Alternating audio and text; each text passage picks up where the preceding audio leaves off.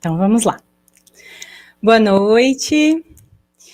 Essa noite o objetivo é a gente conversar sobre relações de casal, da perspectiva das constelações familiares, né, do pensamento sistêmico. Então, eu vou começar fazendo uma introdução bem breve, né, falando sobre as leis do amor, para que qualquer pessoa que acesse esse vídeo possa ter essa base, né? E quem quiser se aprofundar pode fazer suas pesquisas com autonomia, ou pode procurar aqui mesmo no meu canal. A gente já fez algumas lives falando um pouquinho, né, sobre as leis do amor, trazendo um pouco desse estudo, que é um estudo super amplo, né? E por isso eu optei por compartilhar com vocês um pouco dessas informações, separando por temas, né? E eu estou gostando muito de fazer isso, eu aprendi muito nas outras transmissões, através da interação com as pessoas, então eu peço que vocês interajam comigo, tragam suas dúvidas, suas questões, né, a qualquer momento, eu vou ficar relembrando isso ao longo da conversa. E quero trazer também algumas questões que já foram colocadas para mim em outros momentos, né?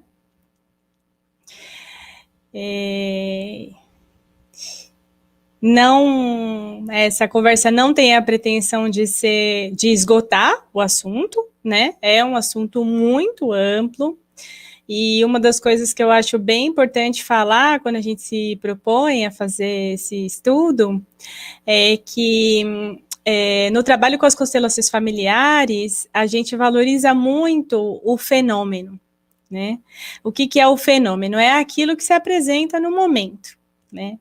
A gente precisa dar mais valor para o que se abre, né? Para o que o campo nos traz de informação no momento, do que para qualquer informação que esteja escrita em qualquer livro ou que esteja ali estática, né? Estagnada. E por que isso? Porque cada pessoa que chega traz consigo o seu campo e as informações do seu campo. Então, pode ser que eu me planeje e programe trazer informações que não sejam úteis, e aí eu vou priorizar atender as pessoas que estejam aqui ao vivo nessa interação, né? Então, eu vou procurar ao máximo estar conectada com esse campo, né? Com o que a gente levantar de questões, de diálogos entre nós, e vou tentar conduzir a nossa conversa nessa direção, tá? Mas, falando brevemente, né, o trabalho com as constelações familiares tem fundamentado em 3 leis, né, que a gente chama leis do amor, em que eu coloquei aqui para vocês, e tirei, já tinha colocado, que são a hierarquia, o pertencimento e o equilíbrio. A hierarquia, e aí eu vou tentar falar disso já pensando na perspectiva do relacionamento amoroso, do relacionamento de casal, tá? Então, a hierarquia, ela vai dizer que existe uma ordem que deve ser respeitada. Então, que medida isso é importante para a gente olhar para as relações amorosas? As ordens das relações que nós vivemos. Então, se a gente vive hoje uma relação, um casamento, enfim, o que for, que não é a nossa primeira relação, então essas relações que precederam são importantes e devem ser respeitadas. Devem ser respeitadas no sentido de que eu hoje estou mais em condições de me relacionar com mais maturidade graças às relações que eu já vivi. Tá? Pensando que cada relação traz para nós uma série de oportunidades de aprendizado. É algo que a gente busca e é algo que mesmo que a gente não busque, vem. Né? A gente aprende se relacionando. O ser humano aprende quando se relaciona com o outro. Né? E quanto mais disponível a gente está para esse aprendizado, mais rico e saboroso ele pode ser. Né? Então, se eu vivo uma relação vinda né, e estou vindo de outras relações, essas relações anteriores precedem e é importante que elas tenham um lugar de respeito na minha relação, no meu coração e também um lugar de respeito no meu parceiro ou parceira. Isso não significa que eu precise ficar abrindo diálogos com o meu parceiro ou minha parceira atual sobre as relações anteriores. Inclusive, o Bert Hellinger desaconselha isso, né? Ele pede que se preserve ao máximo a intimidade da relação e a intimidade do casal, porque quando eu cuido, né, da intimidade das minhas relações anteriores, dos meus parceiros e parceiras anteriores, o meu parceiro ou parceira atual se sente também preservado, né? E é muito importante isso. Isso é um dos princípios também que eu vou voltar a falar mais para frente. É a gente preservar essa intimidade também com relação aos filhos, quando há filhos, né? O que é do casal, pertence ao casal e deve ficar com o casal. A segunda lei é a lei de pertencimento, né? Então, eu já falei, por exemplo, uma das coisas que pertence ao casal, pertence ao relacionamento, à intimidade. Né? O pertencimento no pensamento sistêmico, ele também uma lei que é ampla, né? Que abrange muitas coisas. E é uma lei que vai fazer com que a gente se vincule ao nosso sistema de origem, à nossa família, né? De uma forma inconsciente e que muitas vezes gera desordens no nosso relacionamento amoroso. Então, a gente pode abordar uma série de exemplos.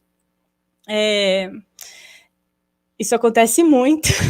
Né? Então, eu acredito que mais para frente na conversa a gente vai trazendo isso mais, né?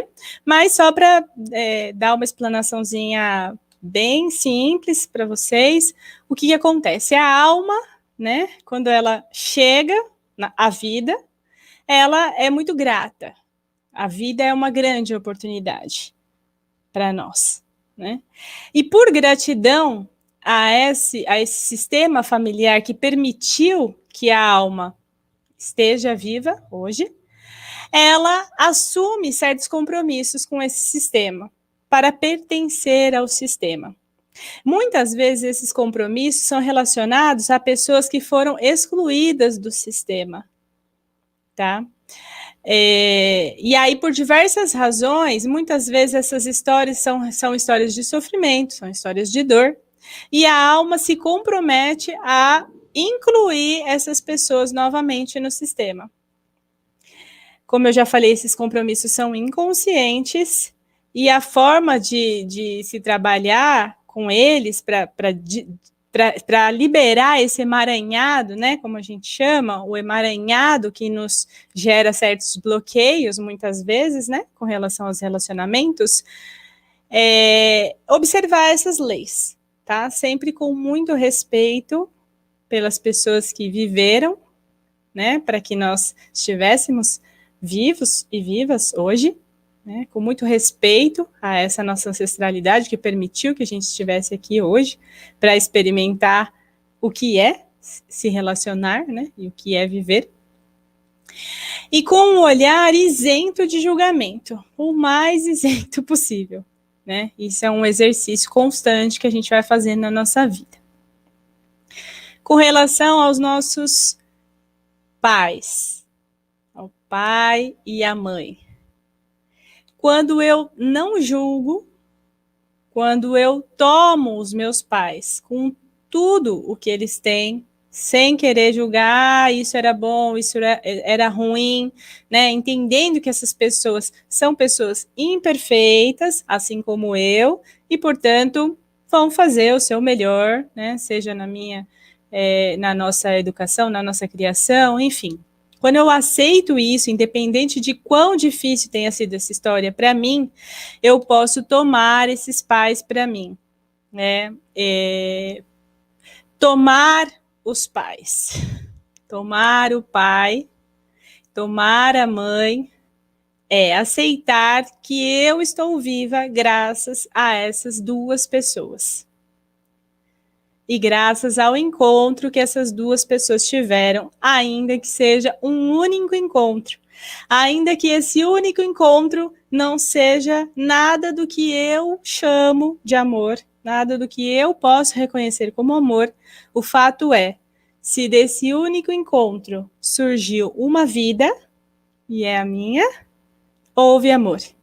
E o amor pôde fluir. Então, aí vocês já percebem que a gente precisa tirar qualquer romantismo dessa palavra amor. E quando a gente fala em amor dentro do pensamento sistêmico, a gente está falando de energia vital. É a energia que flui a partir da nossa ancestralidade e caminha para frente e quer correr para frente como um rio, né? A imagem que o Bert Hellinger usa e eu amo, eu uso muito também, é a imagem de um rio, né? Então, o amor é o rio. E a ordem são as margens do rio. Então, quanto mais eu me trabalho, quanto mais eu cuido desse ordenamento, através da observação dessas leis, mais eu permito que esse amor flua. E por que é bom que esse amor flua? Porque isso libera o sistema, libera cargas de sofrimento, tá? Então faz com que a vida fique mais leve para mim e para as futuras gerações. Eu vou falar sobre a terceira lei e a gente vai ainda voltando, né, para cada uma das leis, conforme a gente for conversando sobre as questões específicas.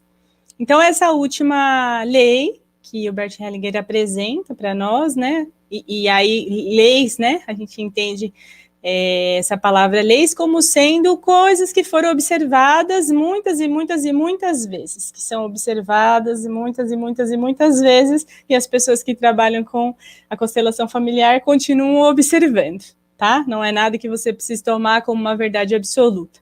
Pelo contrário, o que a gente propõe aqui nessa troca, nesse diálogo, é que cada um busque em si o que se movimenta através dessas informações. Se gera desconforto, a atenção maior. Ah, isso faz sentido para mim. Ótimo. E assim a gente vai se abrindo e trabalhando da perspectiva da alma, tá? Tem muita coisa do que a gente vai trocar aqui hoje que não está no racional. Porque se a gente tivesse a solução racional, não existia sofrimento, né? E a gente conseguiria resolver todas as questões simplesmente refletindo a respeito. Então, a gente está pensando e conversando aqui sobre coisas que estão para além do nosso consciente, né? Que estão atuando a partir do nosso inconsciente. Muito bem. Então, a terceira lei é a lei do equilíbrio. O equilíbrio se observa na relação a partir da igualdade entre as pessoas que estão se relacionando. E aqui, de novo, faço questão de deixar claro que estamos falando de relação de casal, entendendo que existem várias outras possibilidades de relacionamento afetivo, tá? Então, aqui a gente está falando da relação entre duas pessoas, independente de gênero ou de qualquer escolha de gênero, tá? Duas pessoas. Eu tenho aqui, então, essas peças para simbolizar um casal, ok? Elas são completamente, né, ou idealmente, iguais. Têm o mesmo tamanho e estão lado a lado. Isso seria uma relação perfeitamente equilibrada de um casal.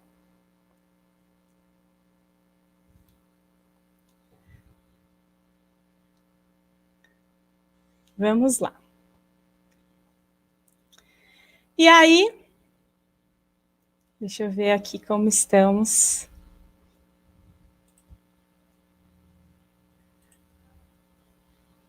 Boa noite, boa noite, boa noite. Boa noite. Tá ótimo, queridos e queridas. Olha só. O campus está aberto, né? Como eu já falei para vocês, o objetivo é que a gente troque e aprenda juntos e juntas, né? Com as questões que vocês forem trazendo. Então, eu vou avançar mais um pouquinho, dando alguns exemplos de desordens e de possíveis ordenamentos. E fico aguardando as perguntas de vocês, tá bom? Seria muito bom poder contar com essa interação, porque aí a gente vai conduzindo a conversa dessa maneira, tá? Mas temos tempo também, então vamos indo no nosso passo a passo. Muito bem. Então essa seria uma relação equilibrada de um casal. O homem e a mulher, ou como eu falei, isso independe de gênero, né? As duas pessoas lado a lado, caminhando juntas, né? Um indo ao encontro, uma pessoa indo ao encontro da outra pessoa, como iguais, né? Como iguais. Não é isso que acontece na maior parte das relações. Mas é algo que a gente deva buscar, tá? Então, a lei do equilíbrio, ela fala sobre dar e tomar. O que eu tomo para mim? Aquilo que é meu. Aquilo que eu preciso, vamos dizer assim, da relação. E o que eu ofereço? Aquilo que eu desejo que o outro tome. Tá? Então, para isso, quando a gente pensa em relação de casal, é importante que a gente pense o que a gente busca numa relação. Né? Esse seria o primeiro questionamento. E por que é importante isso? Porque, infelizmente, isso é uma coisa que a gente observa tanto no campo da psicanálise, né, com a pessoa que vem para terapia, muitas vezes a gente observa isso e é algo visto quase que como natural, né? É natural. Muitas vezes a gente vai para o relacionamento amoroso buscando algo que a gente não recebeu ou não tomou dos nossos pais ou de outras relações, de relações anteriores. Então a gente chega na nossa relação atual com uma conta que não foi paga das relações anteriores. Ou sem ter completado essa tarefa que é tomar os nossos pais, né? Então eu vou voltar um pouquinho nessa questão porque ela é uma questão bastante importante, né? Se eu deixo de tomar o meu pai, por exemplo, na integridade, né? Por quê? Porque eu tenho julgamentos acerca dele. Ah, porque o meu pai é alcoólatra. Ah, porque o meu pai me batia. Ah, porque o meu pai me abandonou. N situações que a gente pode imaginar e que são reais, né? Que acontecem de fato, infelizmente, a gente sabe, né? Então aí eu não faço o movimento de tomar esse pai, que é o meu direito, né?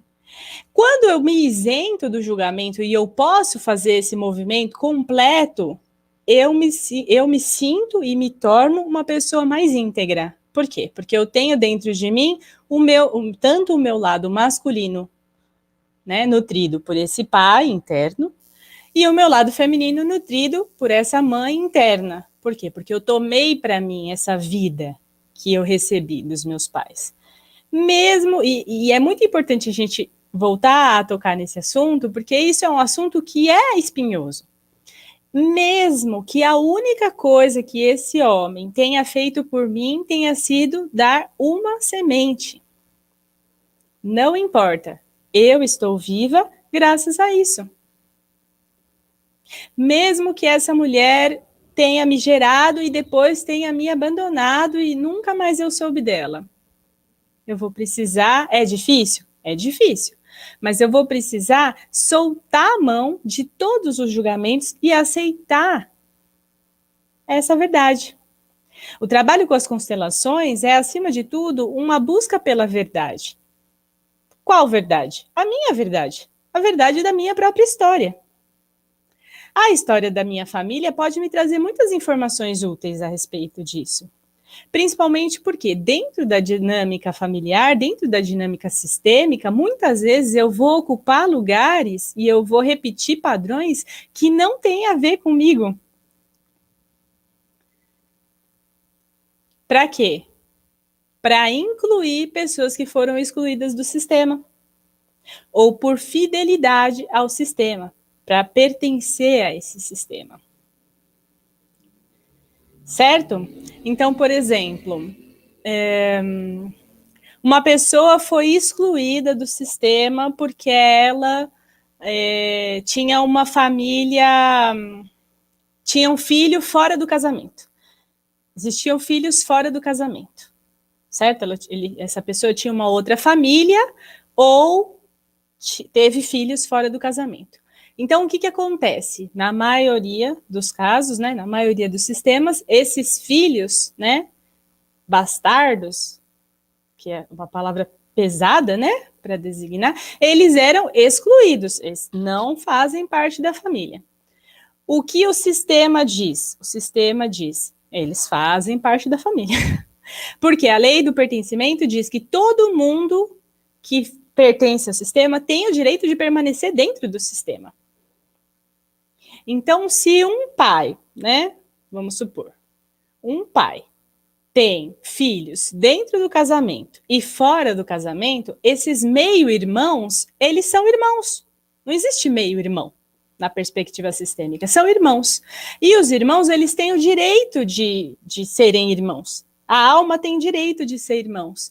E aí a gente vai entender que a lei de hierarquia vai dizer, inclusive, que existe hierarquia entre esses irmãos. É diferente ser o terceiro irmão, é diferente ser o filho mais novo de 5 irmãos ou o filho mais novo de 2 irmãos, por exemplo. E aí a gente vai ter que incluir também as crianças que não nasceram, né? Os abortos, as crianças que já morreram, né? Então, para não sair muito do nosso tema, que é relacionamento de casal, eu não vou me estender muito nessa parte, mas quem ficou com ficou curioso para saber mais sobre isso, pode assistir a live que a gente fez, né, outro dia, que está na playlist que chama Consciência e Equilíbrio, e fala lá sobre essas questões que eu estou abordando agora, né? Como é que a alma se movimenta, como é que o sistema se movimenta para dar um lugar para os excluídos. Tá? Então, por que eu estou falando disso agora, pensando na questão dos casais? Muitas vezes essas dinâmicas ocultas que a gente chama, né? Então, esses filhos que foram feitos em segredo, né, numa relação adúltera, que tenha ou não sido revelado, independente, o fato é, todos pertencem ao sistema. Então, muitas vezes essas dinâmicas, elas acabam permanecendo no sistema e gerações na frente vai fazer o quê? Vai repetir o mesmo padrão, por fidelidade ao sistema, tá? E muitas vezes essa dinâmica acontece num lugar que causa muito sofrimento, porque eu estou repetindo algo que não fez as pessoas felizes. Estou dando um exemplo, né? E a gente pode dar vários exemplos, né? Mas tem um exemplo bem legal também que o Bert Hellinger traz, que traz um outro conceito que é legal apresentar para vocês também, que é a transferência. Né? A transferência. Então, esse exemplo que eu dei, ele fala de transferência. Né? Então, o filho, por exemplo, esse filho, um filho desse pai que teve filhos dentro e fora, né, do sistema oficial, vamos dizer assim, ele pode repetir o mesmo padrão do pai. Por exemplo. Um outro exemplo, isso seria um caso de transferência. E muitas vezes acontece o que a gente chama de dupla transferência. Então, agora eu vou dar um exemplo do lado feminino, tá? Não que isso que eu falei não possa acontecer com as mulheres também, né? Para a mulher é mais difícil, né? Esconder uma gestação fora do casamento, uma outra dinâmica que acontece. Mas o Bert Hellinger dá um exemplo de uma dupla transferência da mulher que tem um bom relacionamento, ela é feliz com seu parceiro ou com a sua parceira. Nesse caso desse exemplo é com um homem, tá? Só que qualquer coisa que esse homem faz, ela fica desmedidamente brava, ela fica com muita raiva e ela trata ele muito mal, tá? Então, o que foi observado nessa dinâmica? Que essa mulher tinha dentro da sua história, como a maioria de nós tem, uma antepassada que tinha sofrido horrores na mão do seu parceiro, que tinha sido violentada, que tinha sido humilhada, que tinha sido muito maltratada. Então, ela se solidariza, vou colocar entre aspas, porque não é isso, tá? A palavra que a gente usa é ela se identifica, né? Ela se identifica com aquela história da sua avó, por exemplo, e ela toma para si aquela dor, aquela raiva da avó que era humilhada, que era maltratada, mas que não fazia nada, que guardava aquilo, que aceitava aquilo, que não sabia que podia fazer algo, né? E aí essa neta, ela desconta no seu próprio marido a raiva que ela acha que a avó tinha que ter descarregado no vô. Então veja bem, ela toma para si a dor, a raiva, a angústia da avó, então uma transferência, e aí ela não vai descontar no vô, ela desconta no seu próprio parceiro. Por isso chama dupla transferência, tá? Então isso é algo que também pode acontecer.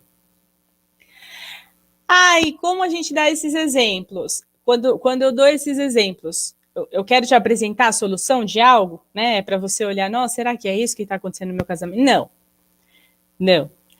Porque cada relação tem a sua própria dinâmica. Agora, é importante a gente entender, e é para isso que serve essa conversa, que as duas pessoas, quando elas se encontram para uma relação de casal, assim, né? Quando elas se encontram para uma relação de casal, cada uma delas traz consigo todo o seu sistema familiar, todo o seu sistema de origem. E as desordens desse sistema.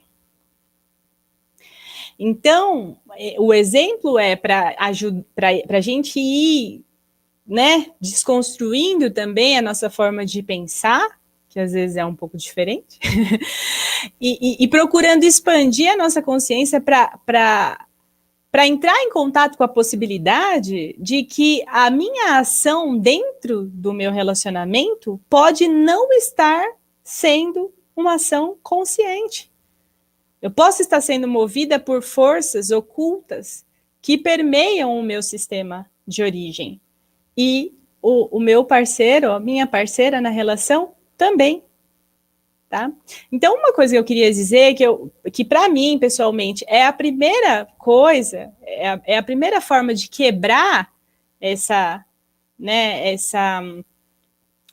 ciclo, vamos dizer assim, é a gente diminuir o nosso padrão de reatividade, né? Então, usando esse exemplo, né? A mulher, ela ficava com muita raiva e ela percebia que aquilo era mais, né? Que a falta que tinha acontecido não era para tanto. E aí ela reage do mesmo jeito, mesmo percebendo. Então, o primeiro ponto é tomar consciência de si. Será que é isso? Será que é para tanto? Será que tá a mais? Né? Então, é um trabalho de autoobservação. E isso vale para o relacionamento como um todo, né? Vale para todo momento do relacionamento. Porque se eu só reajo, a chance de eu estar sendo movida pelo meu inconsciente, ou seja, pelas coisas que atuam em mim, que estão relacionadas a dores minhas mesmo, né, internas, e a questões sistêmicas, é muito maior do que se eu tomo um tempo de reflexão, né, se eu procuro sentir no meu corpo o que está acontecendo quando me vem aquele sentimento, certo? Então, eu fiz essa pergunta. Deixa eu ver aqui vocês. Legal, já tem umas perguntas aqui. Então eu nem já vou passar para as perguntas. Muito obrigada. Muito obrigada pelas perguntas.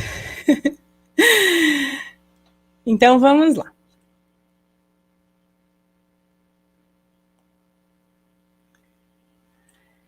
Referente à primeira... Ai. Referente à primeira... Ah, já sei, vou compartilhar aqui para vocês. Pronto, olha lá. Referente à primeira lei. E quando a gente sente que o parceiro e a atual companheira não respeitam essa hierarquia?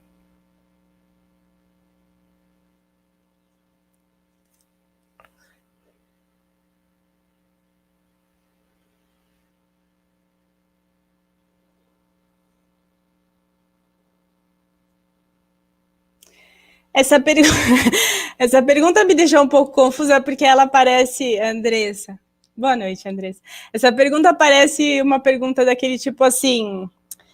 É porque eu tenho uma amiga que ela tem uma prima que tem uma questão, então eu quero entender para ver se eu posso ajudar ela, mas não tem nada a ver comigo. Então, eu estou organizando aqui internamente para tentar entender quem é o parceiro e a atual companheira. O parceiro e a atual companheira são as pessoas para quem a gente vai ter o nosso olhar agora, tá? Para tentar responder essa pergunta. Se o parceiro e a sua atual companheira, duas pessoas, não respeitam essa hierarquia, a busca seria por respeitar essa hierarquia. Então, vamos tentar entender. Legal. Isso reflete a minha própria... cheguei aqui. Obrigada, Andressa. Agora que eu vi que tem complemento na sua pergunta. Vamos ver. Então, o complemento é assim. Isso reflete a minha própria dificuldade de entender qual é o meu papel hierárquico nas minhas relações e quando a criança nasce gerada por um estupro, como isso é visto pela constelação. A segunda pergunta está relacionada com a primeira. Ah, legal, obrigada. Então, antes de entrar na questão do estupro, isso reflete a minha própria dificuldade de entender qual é o meu papel hierárquico nas minhas relações.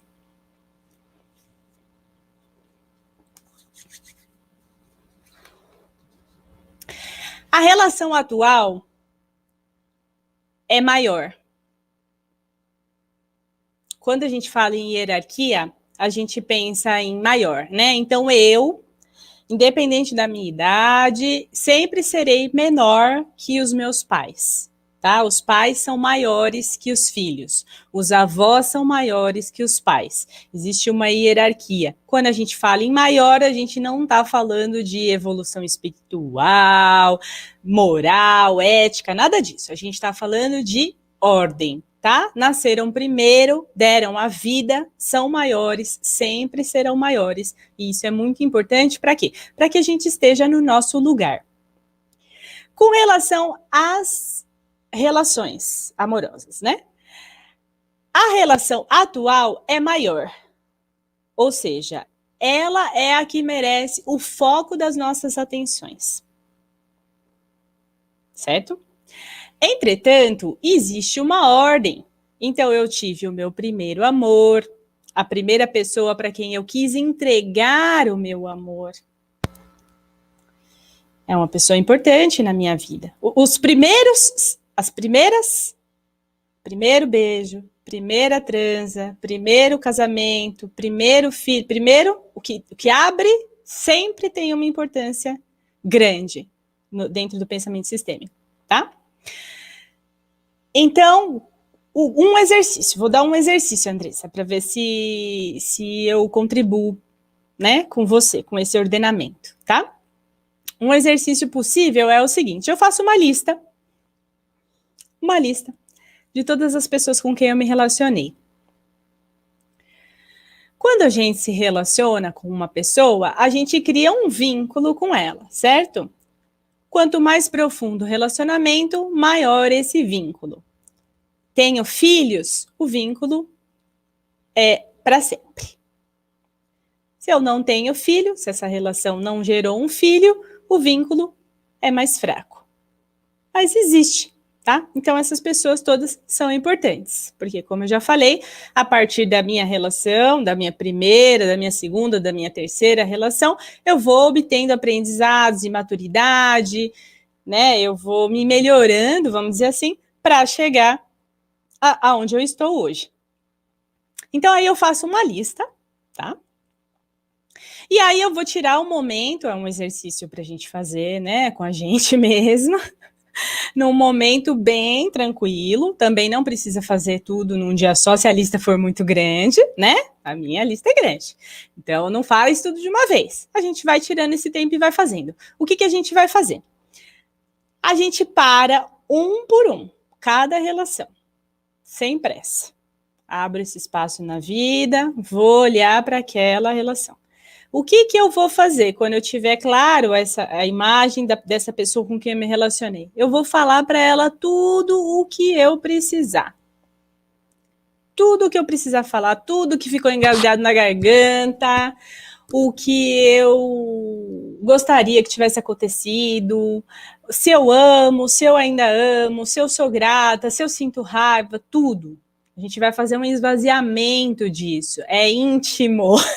Não me vai ligar para todo mundo, né? Querer resolver. É sobre nós, certo? Então a gente pode fazer esse exercício. Isso é uma prática bem legal para limpar, tá? É uma das coisas que eu queria sugerir para quem quer atrair um novo relacionamento de um lugar mais ordenado. Então eu vou limpando as minhas histórias passadas. E se eu fizer esse exercício bem feitinho, se eu fizer a partir de uma consciência de que cada uma dessas pessoas que passou pela minha vida trouxe algo importante para me ensinar, cada uma dessas pessoas que passou pela minha vida levou algo importante, se eu fizer esse exercício com a consciência de que existe o que tenha ficado mal resolvido, eu posso resolver comigo. O trabalho é meu, é íntimo. Né? Então, se a gente faz isso, a gente está cuidando desse espaço, esse espaço aqui, ó, um espaço, né, imaginário, vamos dizer assim, que fica aqui ao nosso lado, que é o espaço que será ocupado por um futuro companheiro ou companheira que eu desejo atrair, sempre com o pensamento de o que eu busco nesse relacionamento. Tá? Ah, mas eu estou me relacionando com alguém, eu já estou me relacionando com uma pessoa, já tem uma pessoa aqui ocupando esse lugar. Se eu mexer nisso, vai dar ruim na minha relação? Não, não vai dar ruim. A melhor chance é da sua relação melhorar. Por quê? Porque se a gente faz isso, vale para qualquer trabalho de autoconsciência, né? Se eu me melhoro, se eu olho para mim com amor, com respeito, a tendência é que eu olhe esse meu parceiro ou parceira com muito mais respeito também. E lembrando que quando a gente faz um movimento sistêmico, as pessoas com as quais nós estamos vinculadas, elas tendem a se movimentar também. E o sistema, ele não está interessado no que é melhor para mim, Ana Lu. O sistema cuida de todos e todas. Então, o movimento sistêmico, ele vai prezar o quê? Pela fluidez do rio. Para que todas as pessoas sejam felizes, para que todas as pessoas, para que as futuras gerações possam estar liberadas, né? Então, aí vou pegar o gancho para outra pergunta. E quando a criança nasce gerada por um estupro? Eu já falei disso, na verdade, né? Ainda que esse encontro que gerou a vida seja um encontro violento, se gerou vida, o amor fluiu. Não é um amor romântico. A gente não pode romantizar o estupro, né? O estupro é uma violência. Agora, eu não quero que essa violência se perpetue, geração após geração.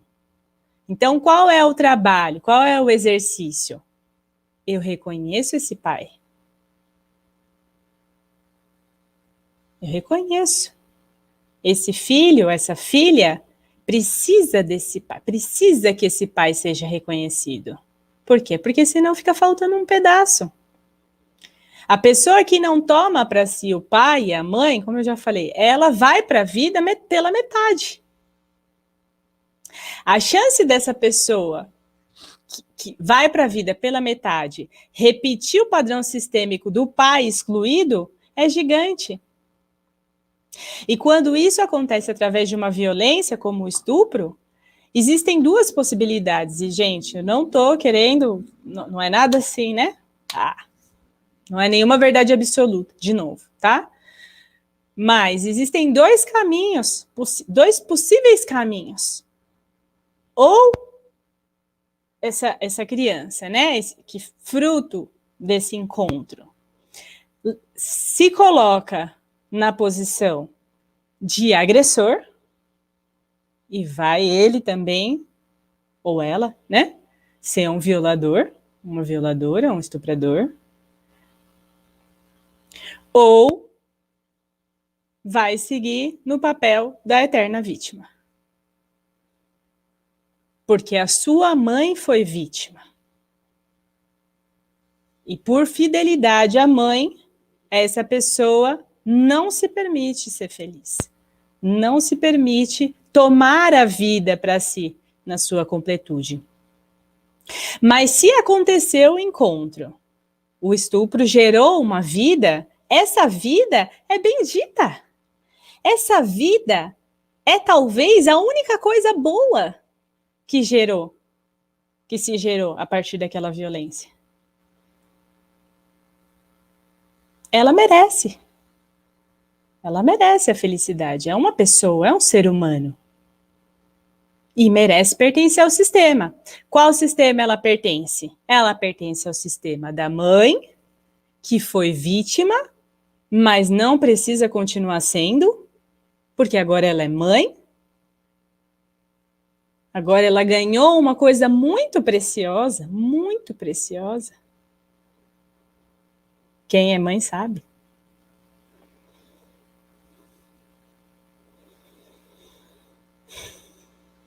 E essa criança pertence também ao sistema do pai.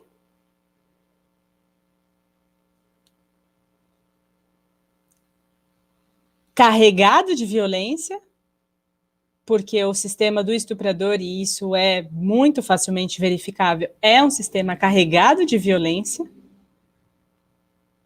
E a partir dessa vida e dessa geração que está começando, tendo se encontrado com esse outro sistema, existe a possibilidade de começar a liberar a violência do sistema. É como se essa pessoinha que chegou, ela tivesse se colocado muito amorosamente à disposição desses dois sistemas que não se encontraram por acaso, para começar a descarregar essa energia extremamente agressiva com a qual a gente não aguenta mais ter que lidar. Todas as vivências de constelação familiar que eu participei em grupo, todas, sem exceção, existia algum caso de estupro ou de abuso. Então é algo que está muito presente, que está sobrecarregando todos nós, todas nós, as mulheres e os homens. Então é algo que a gente precisa olhar com muito amor, sem julgamento. E agora estou falando do ponto de vista sistêmico, estou falando do nível da solução, tá? Se a gente for entrar em questões políticas, sociais, como é que a gente faz, o que a gente faz, o pensamento sistêmico também vai olhar para isso. Mas aí a gente vai se perder completamente da nossa conversa sobre casal, né? Então eu não vou, porque aí a gente não está falando de um casal, a gente está falando de um estupro, tá? Então eu vou tentar voltar para o nosso tema. Mas eu espero ter respondido a pergunta. Muito importante essa pergunta, Andressa. Obrigada. Como a gente pode limpar o nosso campo do sofrimento da mãe?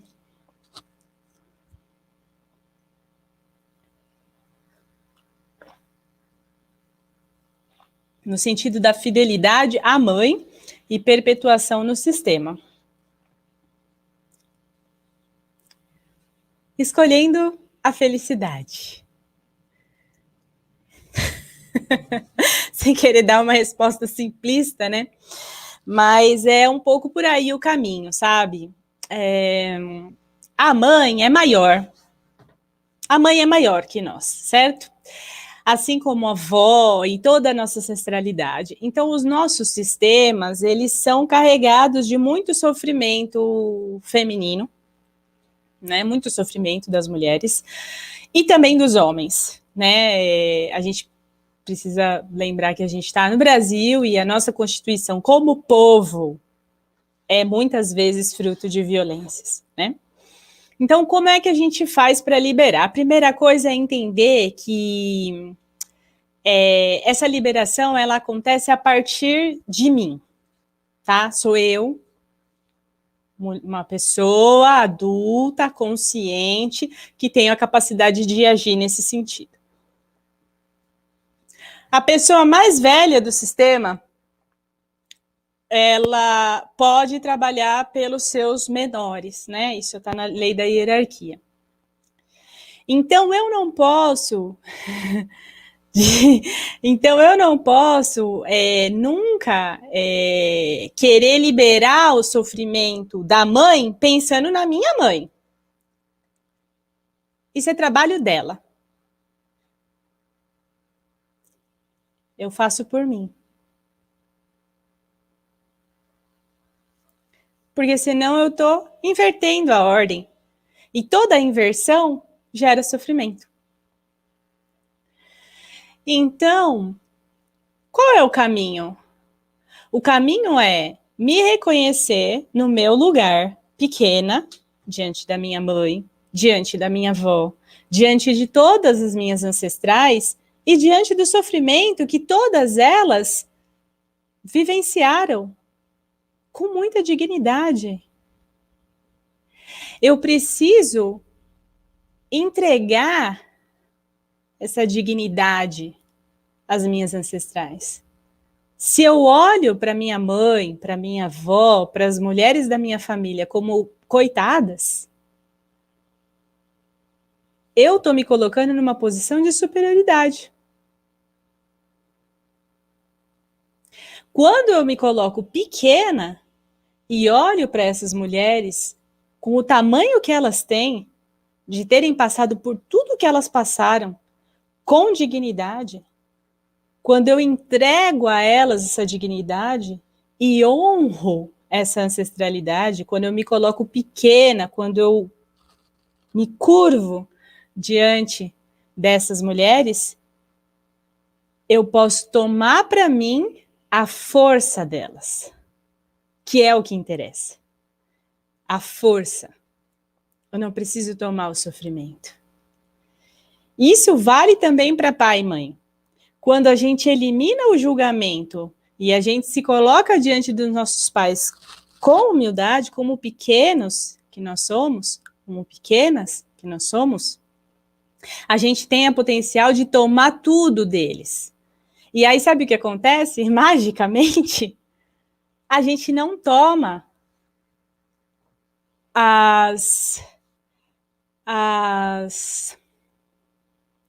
vou colocar as dificuldades que eles já precisaram viver, as coisas que eles precisaram viver, os sofrimentos, as dores, as imperfeições. A gente não toma isso. A gente toma força. A gente toma o que é bom. Mas não porque a gente escolhe, eu só quero tomar o que é bom. Não, eu tomo tudo. E aí eu confio que a minha alma sabe o que serve para mim, o que me direciona para a vida. Porque enquanto eu ficar lá olhando para trás, olhando para essas histórias de sofrimento, de dor e querendo reparar alguma coisa que está lá atrás, eu não estou olhando para frente, eu não estou me direcionando para a minha própria vida, que é o que o sistema quer. O sistema quer que a energia flua, que o amor flua, que o rio siga correndo. Vamos lá. Será que eu respondi?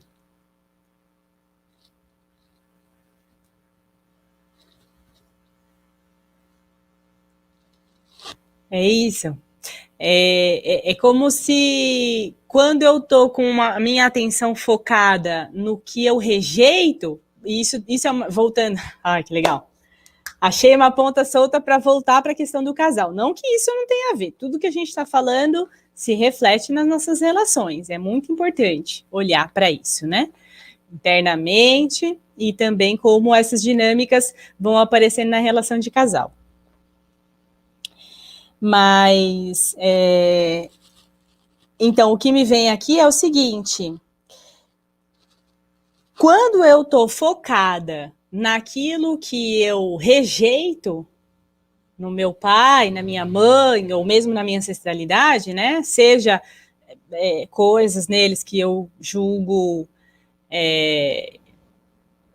imorais, antiéticas, enfim, o julgamento que você quiser, ou o sofrimento, né? Destinos difíceis, não é?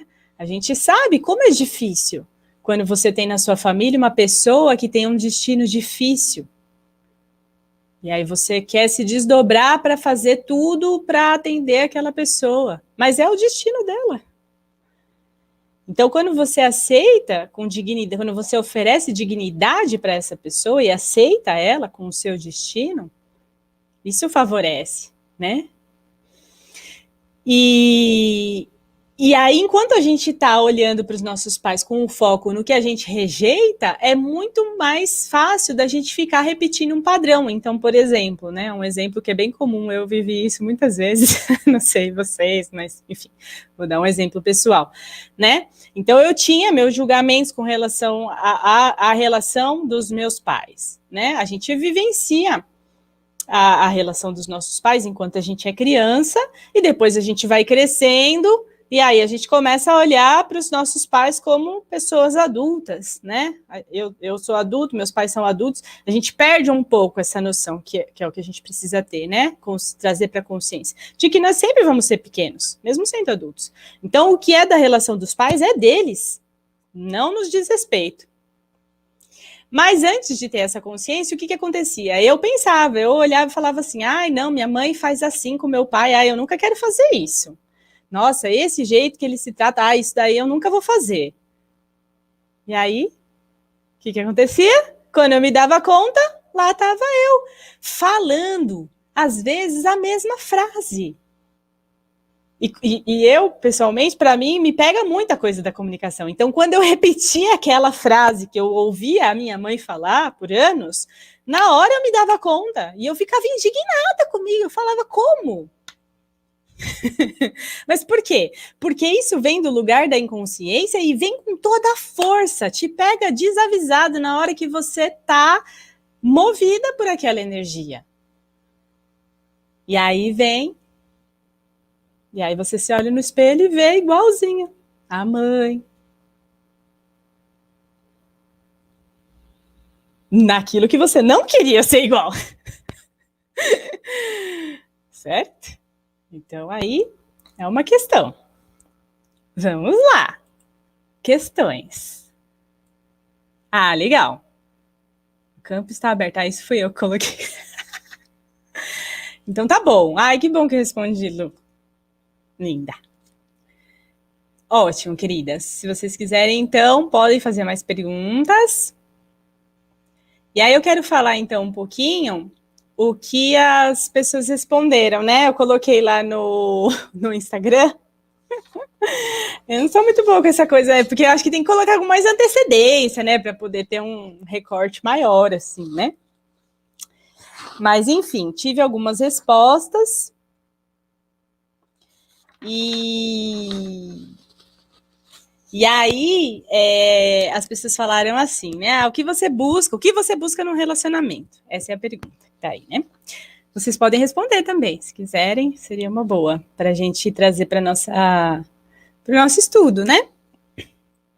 Então, colocaram assim, parceria, orgasmos, adoro, muito importante trazer essa questão da sexualidade, a gente vai falar. Crescimento, maravilha, amor, companhia, alegria, cachoeira, esse é o meu. Aprendizados, Esse foi o meu companheiro que colocou. Aí eu preciso preservar a nossa intimidade aqui, né? Eu já falei sobre preservar a intimidade, né? Então é isso. Então foram várias coisas interessantes aqui que as pessoas estão buscando no relacionamento. É legal a gente ter isso em mente, tá? É legal a gente ter isso em mente. O que a gente busca? Pra gente poder avaliar, né? Pra gente poder trocar também com essa outra pessoa. E se o que eu tô buscando no meu relacionamento afetivo é algo que eu não tomei dos meus pais, vai ficar meio pesado, né? Vai ficar pesado.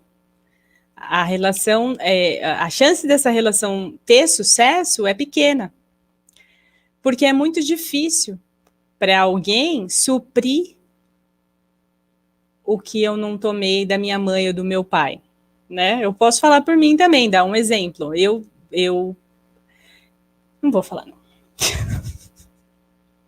Interrompi. Vou falar sobre a sexualidade, para não sair do tema dos casais.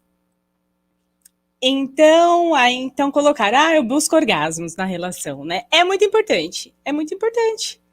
O Bert Hellinger fala que o sexo é maior que o amor na relação de casal. E isso é bem controverso, né? Mas é muito importante a gente pensar que o relacionamento, de maneira geral, ele começa com uma troca sexual. Depois vem o amor, né? Principalmente atualmente. Né? Antigamente tinha outros acordos, outras coisas que se buscava na relação. Muitos casamentos eram feitos por interesses comerciais, políticos. E depois vinha o amor. Ou não. E hoje em dia as pessoas se buscam, né? Tem um pouco mais essa liberdade. E o sexo ele é fundamental nesse encontro. E também a gente precisa entender que o sexo ele é essa força extremamente potente que gera vida.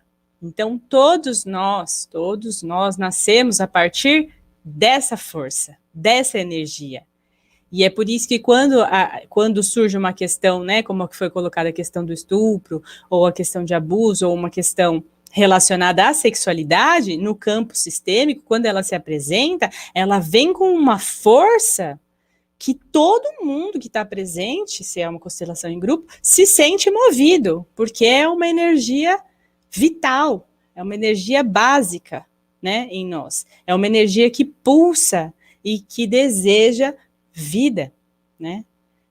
A vida é fruto do sexo. Então é bem importante a gente cuidar disso, né? Dentro do nosso relacionamento afetivo, amoroso. E adorei que colocaram aqui. Deixa eu ver vocês.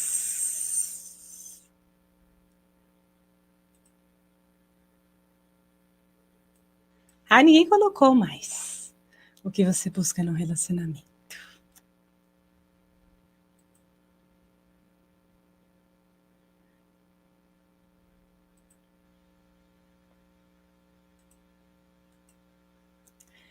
Legal. Então, enquanto vocês não colocam aqui mais perguntas, eu quero pegar aqui a questão do filho. Né? Já que a gente está falando de sexo e de como o sexo pulsa, né? Na direção de gerar vida, né? Serve para isso, a gente sabe que serve também dentro de uma relação. O sexo serve para gerar intimidade no casal, serve para fortalecer o vínculo, né? Serve para troca de afetos mesmo, serve para gerar prazer, né? É muito importante. E quando o sexo gera um filho, né? Quando chega o primeiro filho dentro desse relacionamento, né? Quando isso acontece. E isso é um marco importante na relação, né? E aí o Bert Hellinger costuma dizer, e eu achei uma visão interessante para trazer hoje, que nesse momento é como se a gente estivesse subindo uma montanha, né?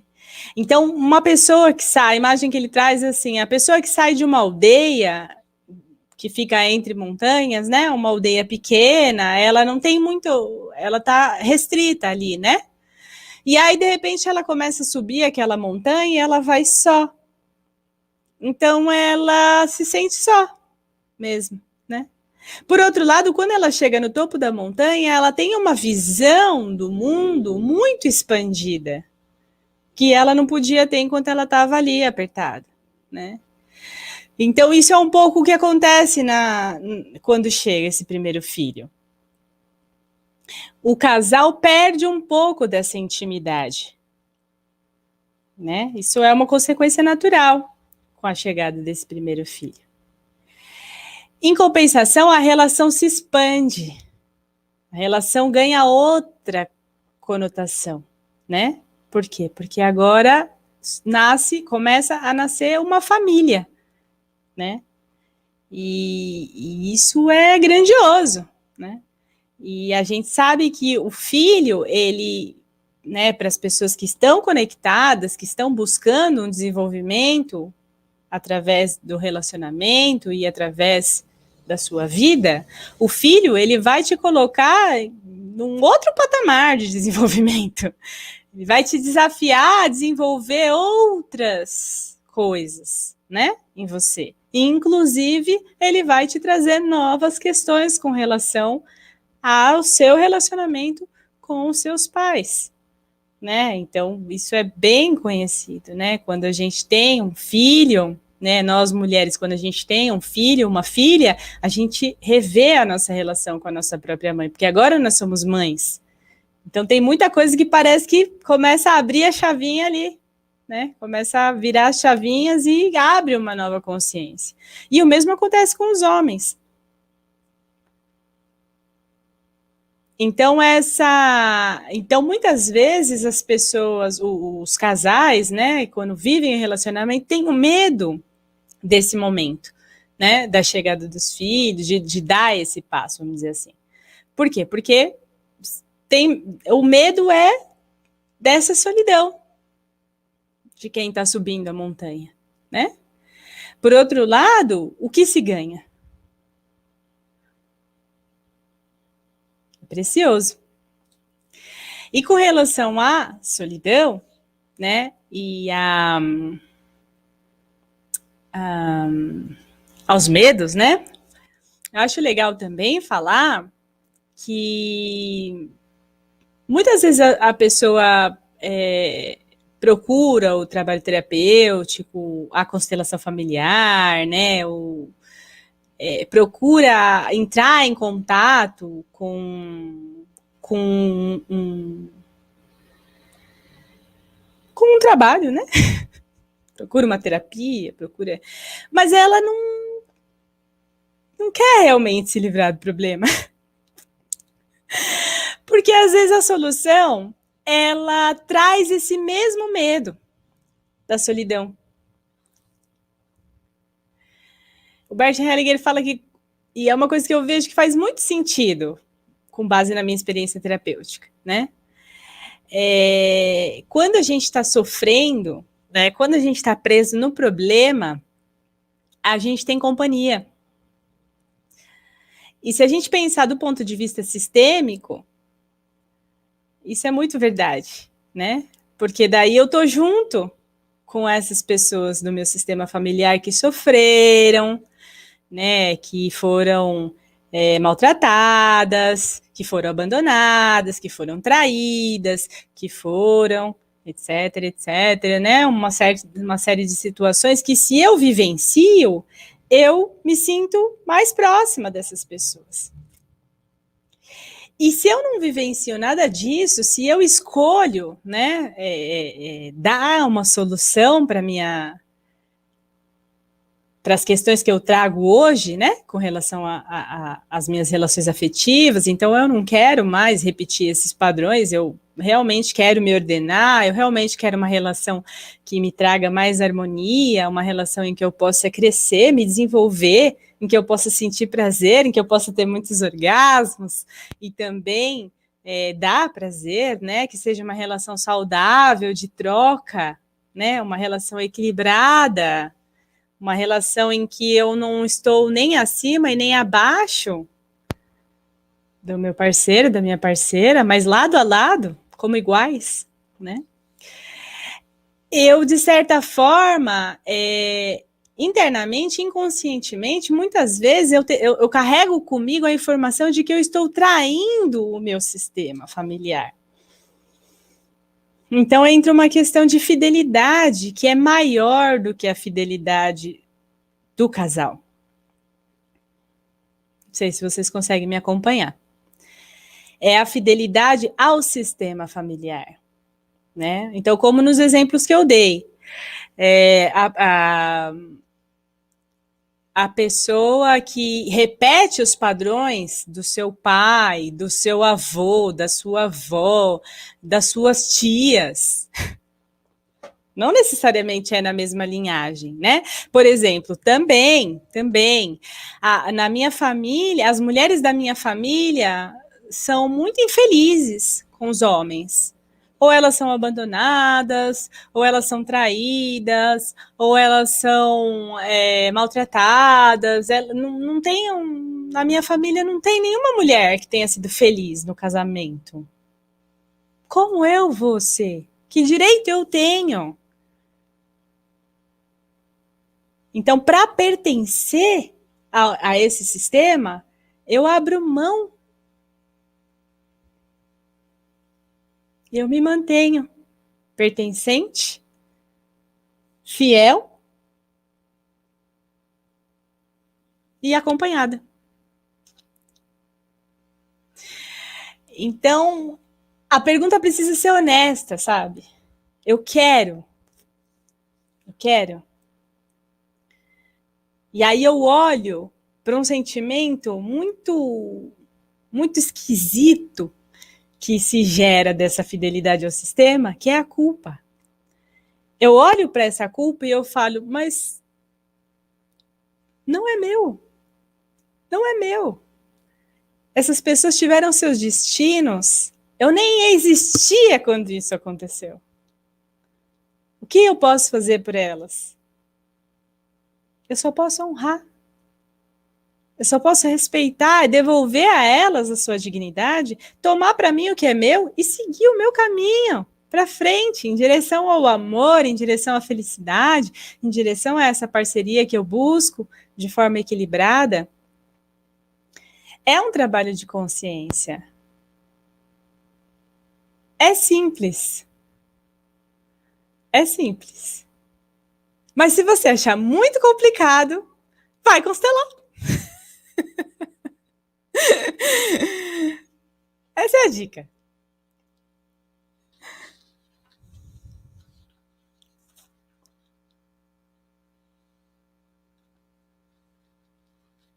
Muito bem.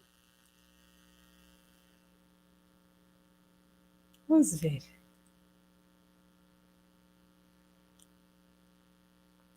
Eu me vejo buscando algo que não tive dos meus pais. Queria saber como lidar com isso.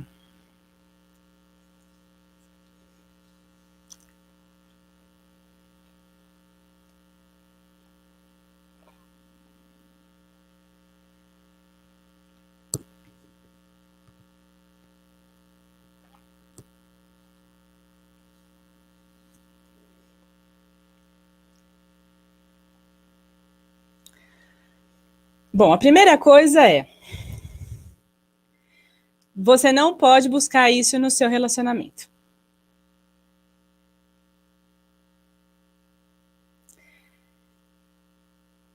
Se o buraco é meu. E eu preciso cuidar dele. Porque senão isso pesa. Pesa no outro, no parceiro, na parceira. Por outro lado, e aí é muito importante a gente tem em vista que duas pessoas, como eu já falei, duas pessoas se encontram no relacionamento amoroso porque o que uma carrega do seu sistema é complementar ao que a outra carrega do seu sistema. E é muito interessante. Esse encaixe, ele é muito bem-vindo. Então tem paixão, tem amor, tem, né? Tem algo que faz com que essas pessoas se encontrem para que esses dois sistemas se vinculem e possam trocar informação um com o outro em busca de um equilíbrio que vai vir, né, nessa intersecção, né?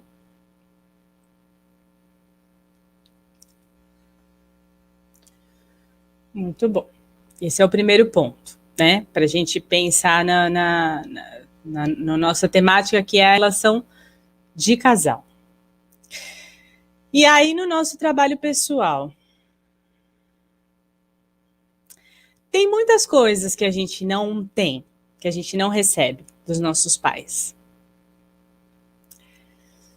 Por que que a gente acha que a gente precisa receber tal ou tal coisa dos nossos pais? Será que isso, né, tá num lugar de ideal, né? Ah, eu acho que o meu pai deveria ter sido assim, assim, assado, que a minha mãe deveria ter sido assim, assim, assado, que eu deveria ter recebido isso, né, na minha vida.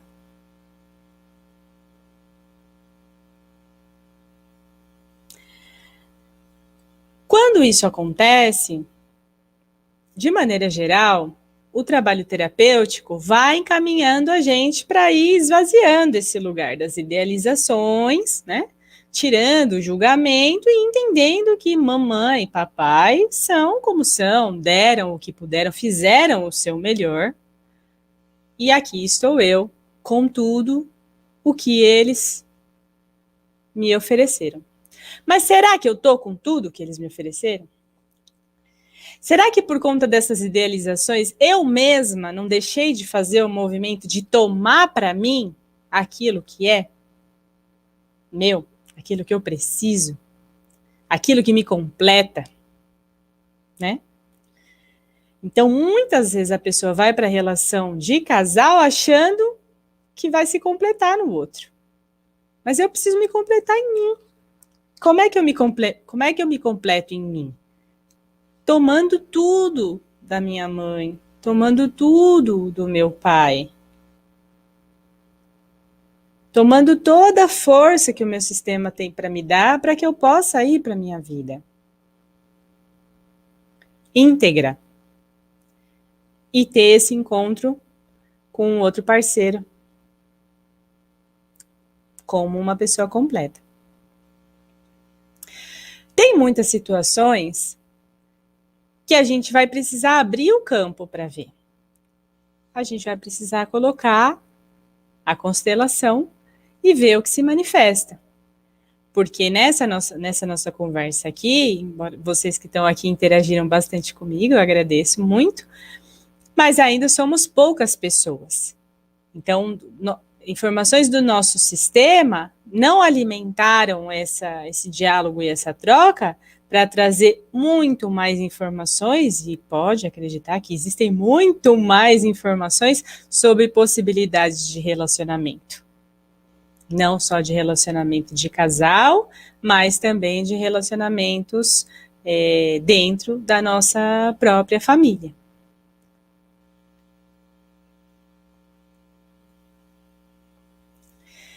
Então, quando eu vejo essa pergunta aqui da Luísa, né? Eu me vejo buscando algo que não tive dos meus pais. Queria saber como lidar com isso.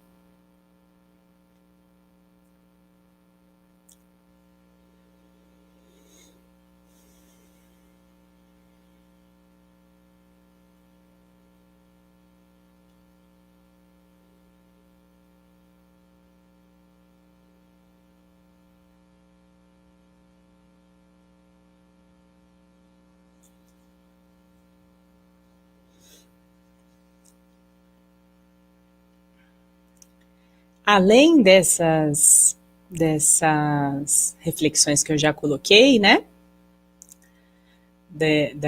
Desde o primeiro momento que eu li a pergunta, o que me vem é que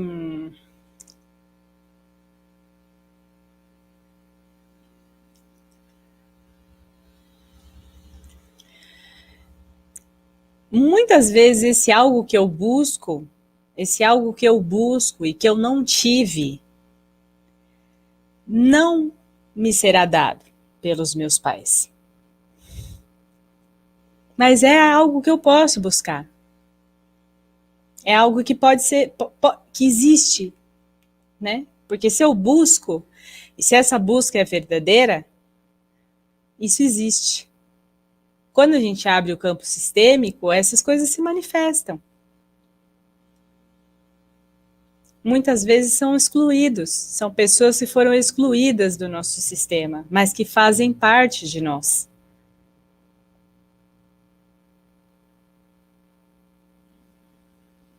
Essa seria uma forma de lidar com isso.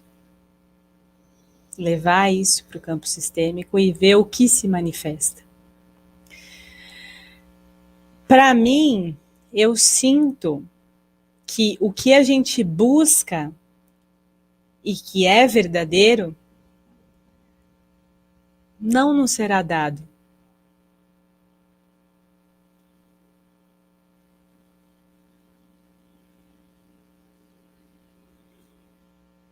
Que seja um impulso para a vida, essa busca, né?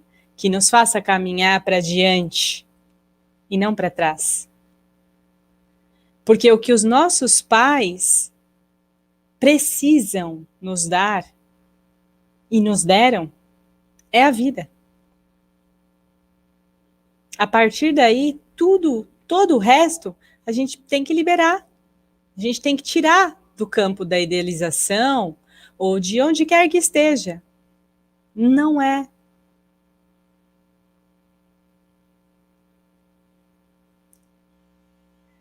A vida vale mais. Se eu ganhei vida, se eu estou viva hoje, isso é o mais importante. E é isso que eu preciso tomar com integralidade. E pode ser, gente, que a gente faça esse movimento várias vezes ao longo da vida. Muitas vezes mesmo. Que a gente faça esse movimento de novamente olhar para os nossos pais, agradecer por essa vida e tomar essa vida para nós. Aí a gente caminha. E aí a vida, de repente, nos coloca numa situação, uma nova situação, que traz novos questionamentos, ou uma nova relação que nos coloca de novo em conflito, ou ou que nos faz reavaliar a nossa relação com os nossos pais, ou nos traz uma memória de infância, enfim, o que quer que seja. A vida nos traz uma situação que nos faz de novo olhar para a relação com os pais. E aí qual é o nosso movimento? O mesmo movimento. Pequena, com humildade, agradecer e tomar a vida nas nossas mãos. Sempre honrando. Sempre honrando. Eu atendo algumas pessoas no trabalho terapêutico, eu sempre levo, né, o pensamento sistêmico para dentro do acompanhamento, né? E a gente faz os exercícios sistêmicos de tomar o pai, de tomar a mãe, de honrar essa ancestralidade. E aí, algumas das pessoas, né, que eu acompanho com maior frequência, às vezes um tempo depois da gente ter feito esse exercício e tal, a pessoa traz de novo um novo julgamento. E aí o que a gente percebe? Que a pessoa está olhando o pai, por exemplo, né? de um olhar de superioridade, de um lugar de superioridade, como se ela fosse maior. Por quê? Porque a gente tem um caminho de busca de consciência, né, de autoconhecimento, de expansão da consciência, que é muito precioso, que é muito valioso para nós. Mas os nossos pais são maiores. Eles são maiores.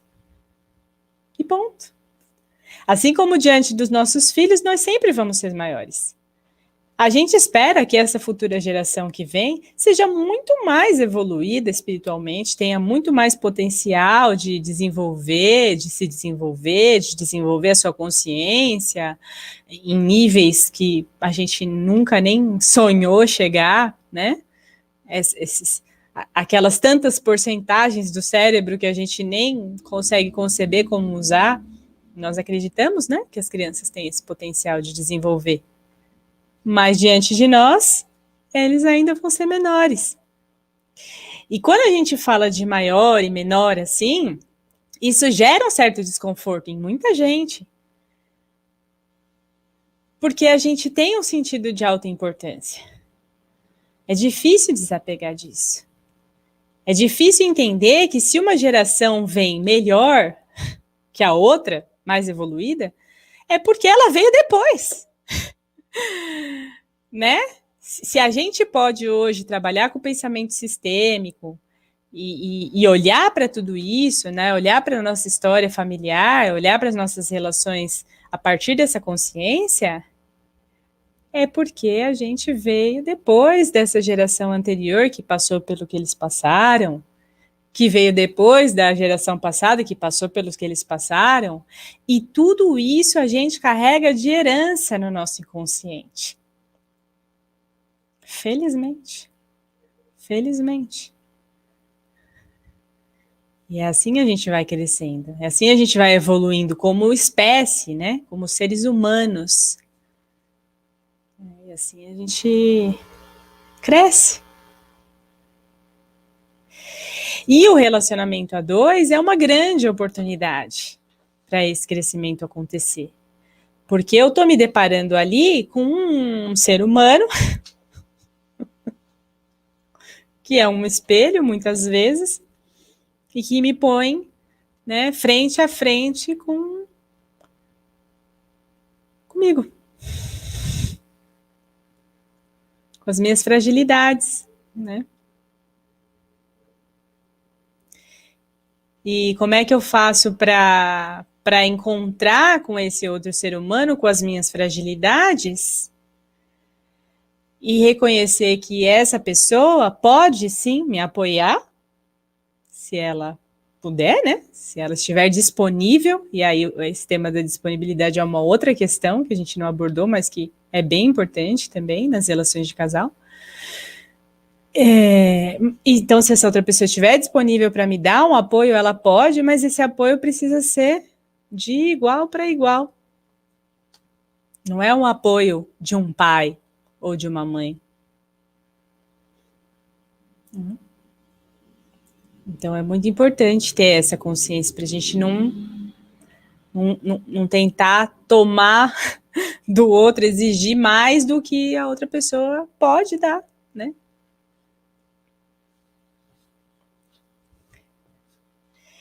O meu parceiro, ele pode ser pai, né? Ele pode já ter filhos de um outro casamento, ele pode ser pai dos meus filhos, mas ele não pode ser meu pai.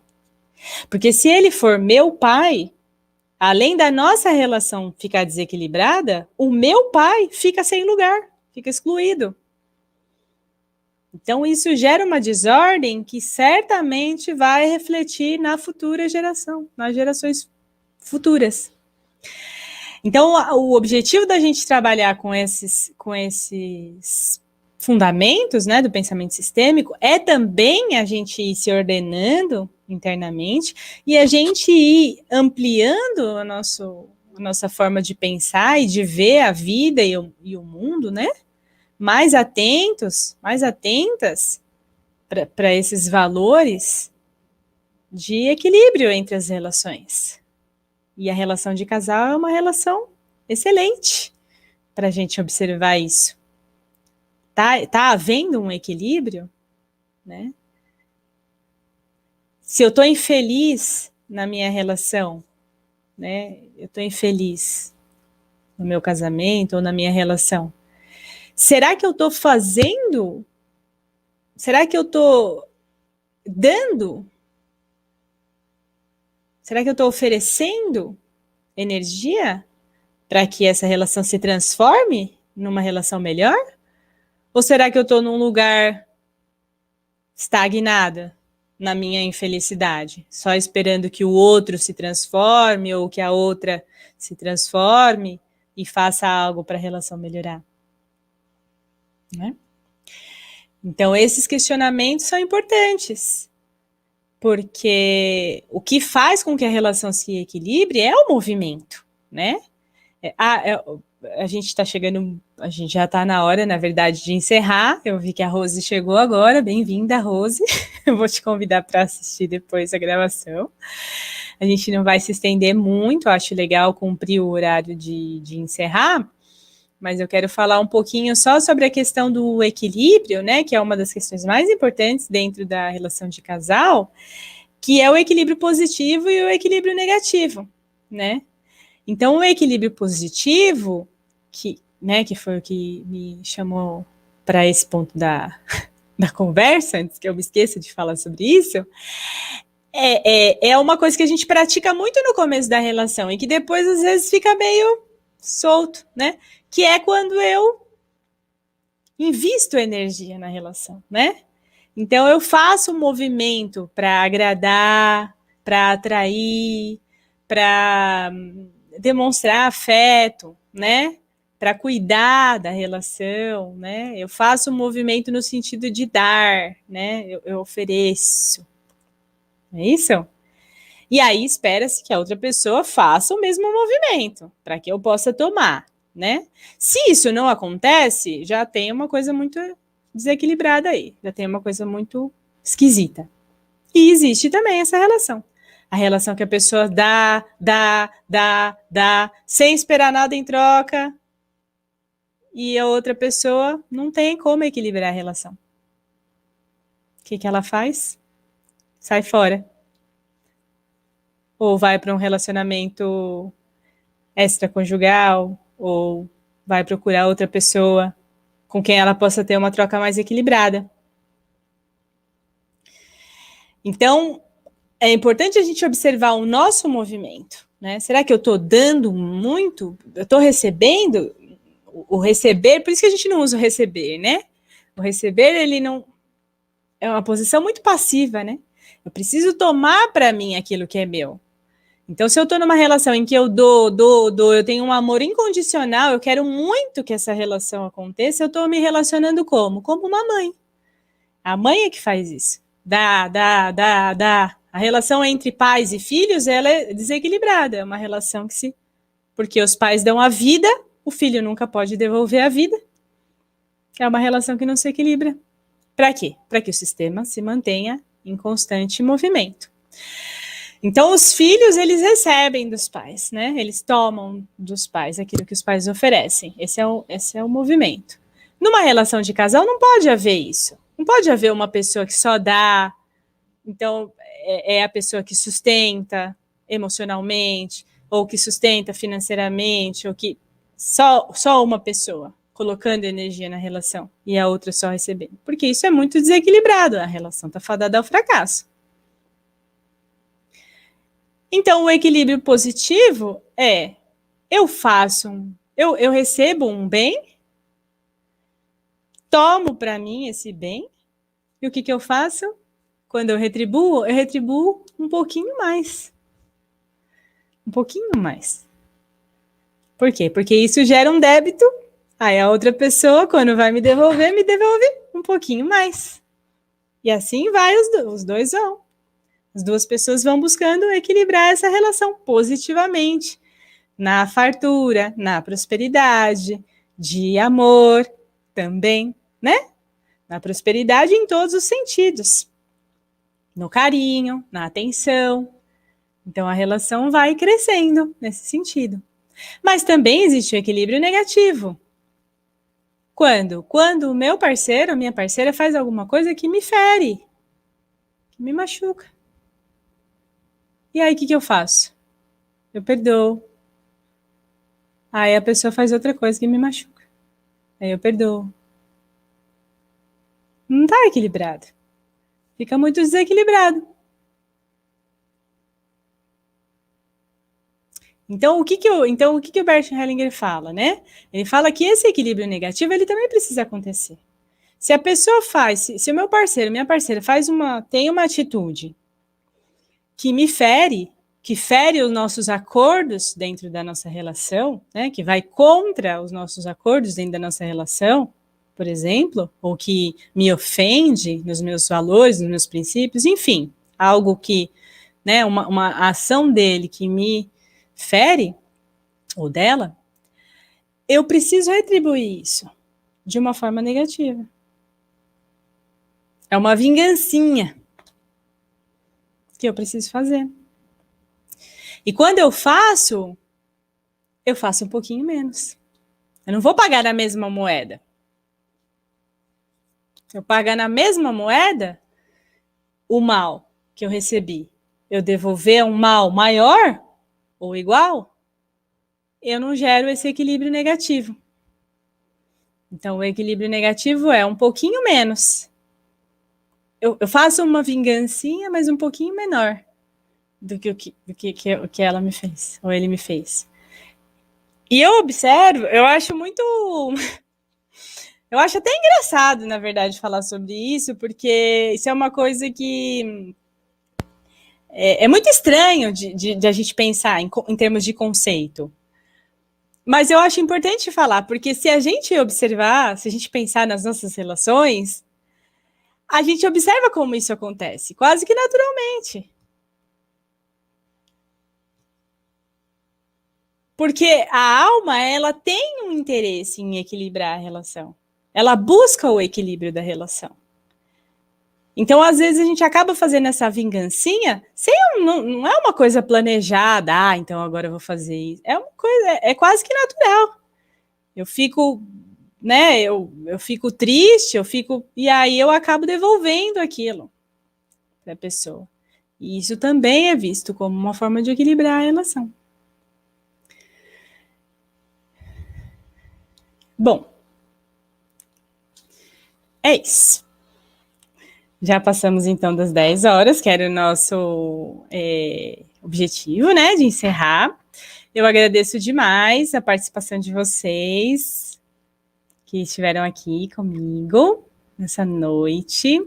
Espero ter dado algum apoio, né, algumas informações, algum apoio para que vocês façam esse trabalho interno, né, que possam, através dessas reflexões, também permitir que isso ecoe internamente, né? As pessoas com quem eu falei mais diretamente, com que trouxeram essas questões mais diretamente, né? Permita que isso ecoe internamente, leva para o sono, né? Dorme, descansa, deixa isso ecoar. Lembrando que o trabalho com a constelação é sempre ele não é muito no racional, né? A gente estuda, a gente procura entender os conceitos e tal, e aí a gente leva essa informação para o sistema. Às vezes serve para mim, às vezes serve para alguém do meu sistema, né? E aí a gente leva isso para o inconsciente. Sonha, né? Abre espaço para as transformações acontecerem. Procura trazer em mente aquilo que eu falei sobre a solução, né? Às vezes a solução é simples, mas dá medo. Às vezes a solução é simples, mas traz uma culpa, porque eu estou deixando de ser fiel ao meu sistema. Então a gente olha para isso, para esses sentimentos, né? E procura trazer a consciência que o sistema quer o nosso bem. Nossos ancestrais querem que a gente seja feliz. Querem que a gente brilhe, querem que a nossa luz esteja no mundo com toda a sua potência. Querem que haja paz. nossos ancestrais que sofreram, que foram violentados, todos desejam paz. Então, quando a gente escolhe relações pacíficas, a gente está pacificando também o nosso sistema. Eu agradeço muito, estou muito feliz e fico à disposição. Quem quiser me procurar depois, fique à vontade para a gente seguir trabalhando também. Eu estou fazendo os atendimentos à distância, com as constelações individuais, por enquanto, e o trabalho de consciência e equilíbrio. Então, eu quero também abrir outras transmissões ao vivo, porque essa troca, né, em que a gente interage é super rica, é um aprendizado enorme para mim, e espero que para vocês também. E agradeço se vocês também quiserem me sugerir temas. Muito bom, agradeço também todas que participaram e todos. E é isso.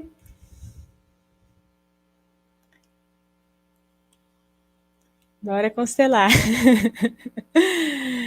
Bora constelar. Muito bom. Muito bom. Para quem ainda não conhece o trabalho com a constelação, eu recomendo muito. É transformador para a nossa vida. Um grande abraço em todos, todas.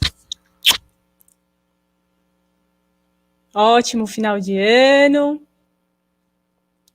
Que possamos estar todos bem saudáveis, valorizando, não é, nossa família, valorizando nossa saúde, valorizando a vida que tem muito valor, com bastante atenção, né? Não se deixar confundir com a euforia que toma conta da atmosfera nesses momentos, né? E trazendo a nossa consciência mesmo para o momento que a gente está vivendo, um momento importante de transformação, um momento que está nos dando a oportunidade de olhar para nós, né, para o nosso universo interno e nos pacificarmos internamente, para trazer um pouco de paz para esse mundão também. Sim? Boa noite.